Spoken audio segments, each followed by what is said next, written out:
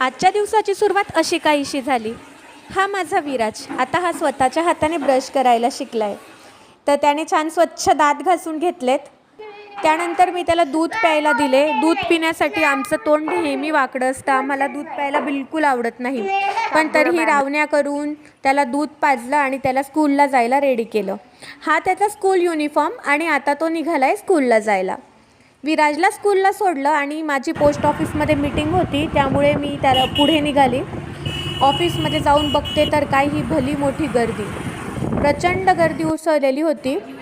ही गर्दी थोडी कमी झाली. त्यानंतर आमची मीटिंग झाली. दिवस खूप फ्रस्ट्रेशनमध्ये गेला, पण घरी आल्यावर विराजचा चेहरा पाहून सगळा जीव शांत झाला आणि खूप आराम वाटला. नंतर मस्तपैकी चहा घेतला आणि रात्री आम्ही अशा प्रकारे फटाके फोडून आजच्या दिवसाचा शेवट केला.